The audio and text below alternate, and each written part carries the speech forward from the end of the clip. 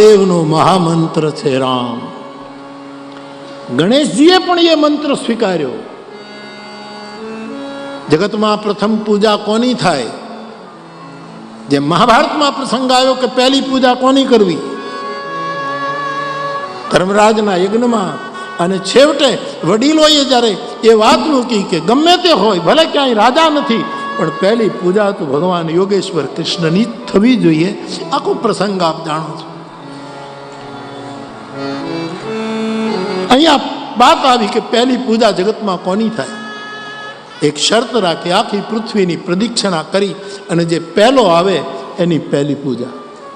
તમામ દેવતાઓ પોતપોતાના વાહનો લઈ અને પ્રથમ પૂજ્ય થવા માટે હરીફાઈએ ચડ્યા. આવું પહેલાંય થતું તું નથી. પહેલું પૂજાવું છે બધું ને એમાં બધા હરીફાઈએ નીકળ્યા છે કે પહેલાં અમારી પૂજા થાય. આ બધું આમનામ જ હાલે જ છે હો સાહેબ. રૂપો બદલે છે. રૂપમ રૂપમ રૂપમ રૂપમ બભુવ આપણો વેદ મંત્ર છે સાહેબ.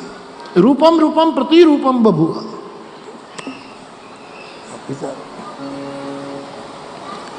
આમ પરિવર્તન, આમ થોડુંક કપડાં બદલીને આવે છે વસ્તુ પાછી એની.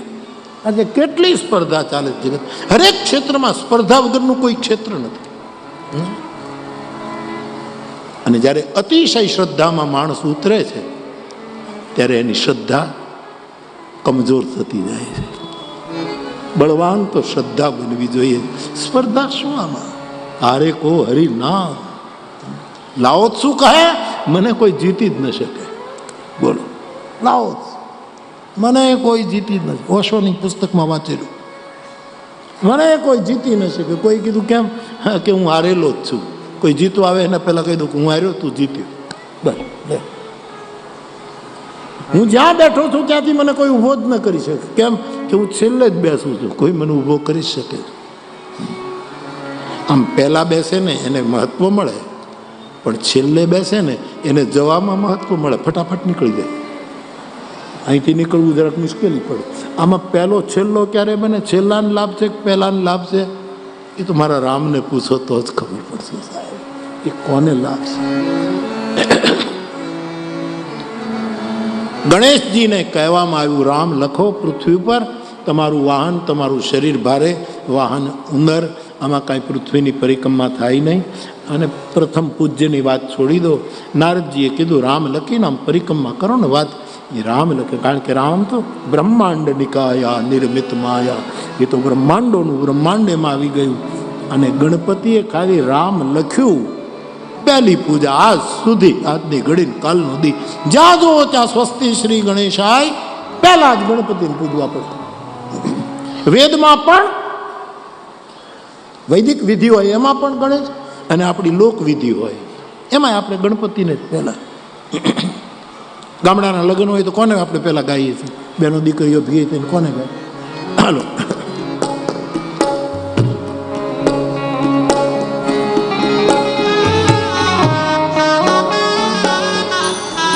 વાંધો નહીં, હું આવીશ પછી.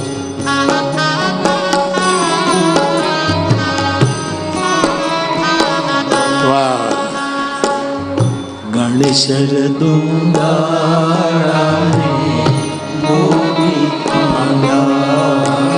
આપણો લોક ગણેશ, લોક ગણેશ, વેદનો ગણેશ નથી. આ વહતુ સુમુખસ્ય એકદંતસ્ય કપિલો ગજકર્ણક લંબોદરસ્ય વિઘ્નનાશો વિનાયકો કેતુર્ગણાધ્યક્ષો ભાલચંદ્રો ગજાનન દ્વાદશૈતાની નામાની યત્ પઠેત શૃણુયાદપી વિદ્યારંભે વિવાહે ચ પ્રવેશે નિર્ગમે તથા સંગ્રામે શૈત્રે દેવ વિઘ્નસ્તસ્ય જાયતે. સ્વસ્તિ શ્રી ગણેશાય નમઃ. પણ લોક ગણપતિ આપણો આ બેનો દીકરીઓ ગામડામાં હજી ગાય. જુઓ બેનો, બેનો એ મારી માતાઓ, બેનો એક મિનિટ, બેન મને સાંભળો. બેનો, બેનો જુઓ તમે લગ્ન, આપણે ત્યાં લગ્ન થાય તો બધા ગીત ગાનારા આજકાલ છે, એ બધાને સારું મળવું જોઈએ, બધાને બોલાવવા જોઈએ કલાકારોને. આ વળી પાછું કાંઈ કે એને નુકસાન, એ બધા પાસે કેવું સરસ ગાતો હોય, પણ આપણા ગામડામાં ગીતે જાળવી. આપણી લોક ભારતી છે, આપણી લોક સંસ્કૃતિ છે, આપણી લોક સરસ્વતી છે. હા, ગામડાના ગીત જતા રહેશે. કેવા ગીત! અમારા તુલસીદાસજી બાપુ એટલે કે ઓલા કાંતરોડી વાળા, એ તો એમ કહેતા, આ મેં જોયું પણ છે, આપણે ગામડાઓમાં બેનો દીકરીઓ સેવ વણે. ખ્યાલ આવી ગયો ને? ખાટલા ઉપર આમ પાટિયું હોય અને સેવનો લોટ બાંધ્યો હોય અને એક બેન વણાય ને એક નીચે બેઠો. આ મારા બા જ્યારે માં કરતા ત્યારે હું આમ પછી આમ સેવ લઈ અને આમ ગાદલી ઉપર નાખું, એક ગાદલી ઉપર, પછી ગાદલી ઊંધી નાખી દેવાની આમ, એટલે ખાટલામાં એ સેવ આવી જાય ને પછી હુકાય, પછી ડબ્બો ભરી લેવાનો અને આમ સીધું ઉકાળવાનું. કોઈ પણ મહેમાન વખતે હેવલા કરવાનું, એકદમ મીઠાઈ તરત. આ બધું મેં બાળપણમાં કરેલું. આમ કરવાનું આખું ગાદલી ઉપર જ ગાદલી આમ ઊંધી નાખી દો એટલે સેવ આમ પડી જાય. તો ગામડાની બહેનો આમ સેવ વણે ને તો સેવ પાછી હવામાન ઉપર બહુ આધાર રાખે. અમુક હવામાન હોય ને તો સેવ ઉતરે જ નહીં, કાં તો લાંબુ થઈ જાય, કાં તો ટૂંકું થઈ જાય, કાં તો આમ ઉતરે જ નહીં. એટલે ગામડાની બહેનો પણ એ સેવ વહેલી પાડે એના પહેલાં એ સેવનો જે લોટ હોય ને એમાંથી એક નાનકડો એવો ગણનો આમ લે અને એને ગણપતિનું રૂપ આપે, જરા ખૂંટ કરે આવું કરી, અને જે ખાટલામાં સેવ નાખવાની ને એના પાયા ઉપર ગણપતિને પહેલો બેહાડે કે હે દુંદાળા મારી સેવ બરાબર ઉતાર. આવો ગણપતિ આપણો લોક ગણપતિ. અને સાહેબ શ્રદ્ધાનો હો વિષય તો પુરાવાની શી જરૂર, કુરાનમાં તો ક્યાંય પયંબર આપણો જલન માત્રી બોલી ગયો કે ક્યાંય પુરાવાની જરૂર નથી. અને એની સેવ સારી ઉતરે, હવામાન બદલી જાય. ગણપતિ બેઠો ખાટલાના પાયા ઉપર આવડો બેઠો, અહીંયા સેવ વળી જાય ને આપણે તો કામ પૂરું થાય પછી કોણ ગણપતિ કોણ ફલાણા, આપણે તો કાંઈ લેવા દેવાનું. જેવું કામ પૂરું થાય એટલે આપણે તો બધું લઈ લઈએ અને ઓલા ગણપતિ બેઠા અને કાગડો ઉપાડી જાય. એ કાગડો બીજો નહોતો, મારો કાગ ભૂસંડી હોય છે સાહેબ, જે વિવેકને તરે છે, જે વિનયને ગ્રહણ કરે છે, જે મુદિતાને ગ્રહણ કરે છે. એ પણ આવો આપણો લોક ગણપતિ છે સાહેબ. હલો ગણેશ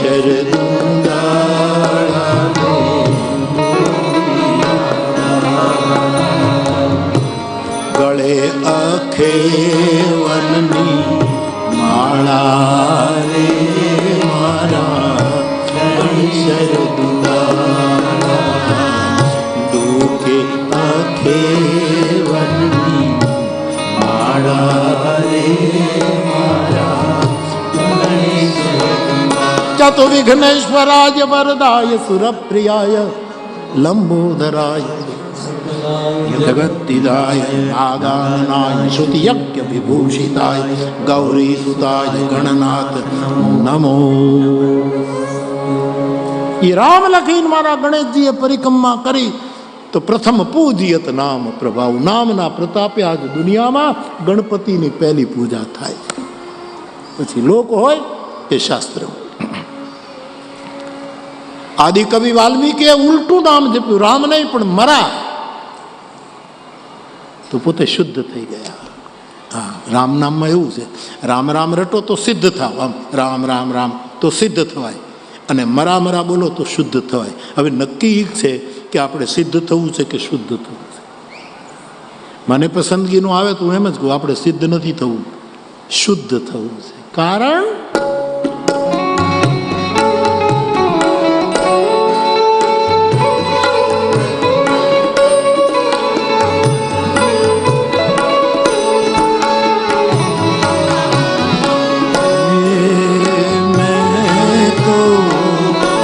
શુદ્ધ રે એ જાણીને તમને અમરમાનું પદ છે અમરધામ, સંત દેવીદાસ બાપુ માટે ગાય. હે ગુરુ, અમે તને સિદ્ધ માનીને સેવા, પણ હવે સિદ્ધ તો આપણે થઈ શકીએ નહીં, થવું નથી. એટલે હું તો એમ પાઠ બદલીને કહું, અમે તો શુદ્ધ જાણીને તને સેવ. પણ અમારો લક્ષ્મણ બારોટ હવે રહ્યા નહીં. ભજનીકોની એક પંગત હતી, એમાં બેહનારો આ માણસ પહેલી લીટીમાં, એવો અમારો લક્ષ્મણ બારોટ. એને ફરી એક વખત આ તીર્થમાં અંજલિ આપું. એણે વળી એવો સુધારો કર્યો કે બાપુ મને તો એમ લાગે અમરમાએ કીધું સિદ્ધ રે જાણીને તમને સેવ્યા, તમે એમ કહો છો કે શુદ્ધ રે જાણીને. પણ હવે એ શુદ્ધ છે કે નથી એવી પરીક્ષા કરવાની આપણે શું જરૂર?